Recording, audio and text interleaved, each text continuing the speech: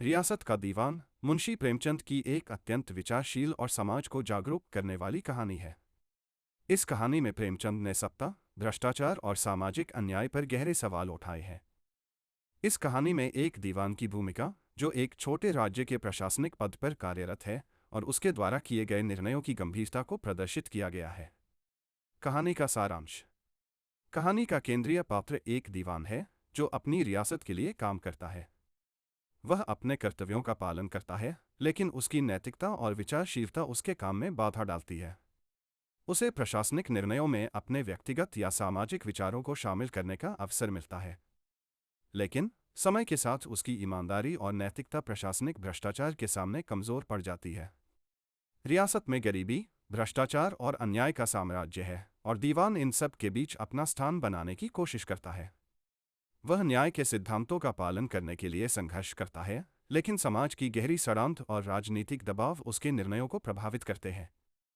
इस कहानी के माध्यम से प्रेमचंद ने यह दर्शाया है कि समाज में सत्ता और प्रशासन का दुरुपयोग कैसे होता है, और एक ईमानदार व्यक्ति कैसे अपने सिद्धांतों के साथ संघर्ष करता है।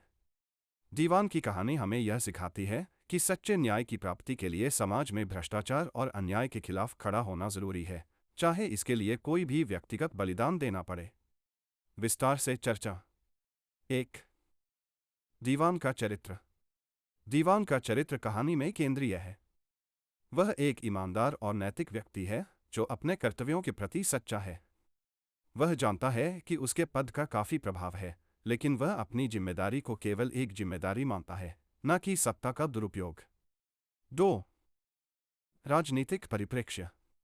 रियासत की राजनीति में भ्रष्टाचार और सत्ताधारियों की तानाशाही का बोलबाला है। दीवान इस स्थिति को समझता है, लेकिन उसकी नैतिकता उसे इसे बदलने की प्रेरणा देती है।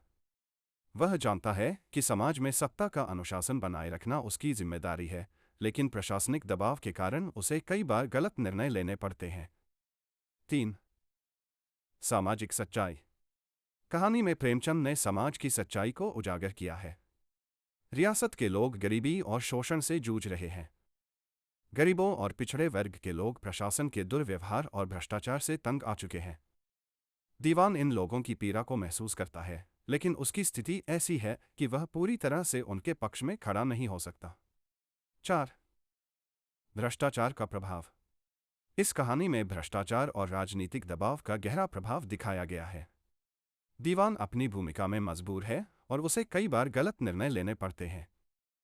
प्रशासनिक प्रक्रिया में भ्रष्टाचार का असर उसकी नैतिकता और ईमानदारी पर पड़ता है, जिससे उसकी स्थिति और भी जटिल हो जाती है।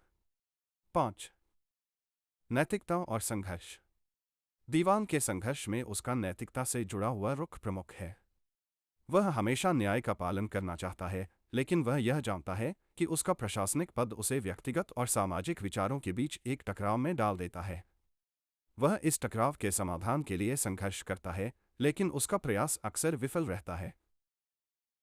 6. कहानी का संदेश। रियासत का दीवान कहानी में प्रेमचंद ने यह संदेश दिया है कि समाज में न्याय, ईमानदारी और नैतिकता को बनाए रखना बहुत कठिन है, खासकर तब जब सत्ताधारी और प्रशासनिक लोग अपनी सत्ता का दुरुपयोग करते हैं।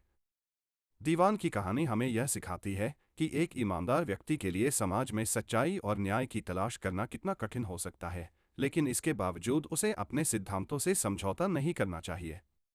निष्कर्ष। रियासत का दीवान मुंशी प्रेमचंद की एक महत्वपूर्ण कहानी है, जो हमें समाज की गहरी सच्चाई और प्रशासन के भ्रष्टाचार के बारे में सोचने पर मजबूर करती है। इस कहानी में दीवान का संघर्ष उसकी नैतिकता और ईमानदारी के साथ होता है। प्रेमचंद ने इस कहानी के माध्यम से समाज में बदलाव की आवश्यकता और प्रशासनिक सुधार की आवश्यकता को प्रदर्शित किया है। यह कहानी आज भी प्रासंगिक है, क्योंकि भ्रष्टाचार और सत्ता का दुरुपयोग आज भी समाज में व्याप्त है। अगर आपको यह वीडियो पसंद आया हो तो इसे लाइक और शेयर करें, और ऐसे और वीडियोस के लिए मेरे चैनल को सब्सक्राइब जरूर करें।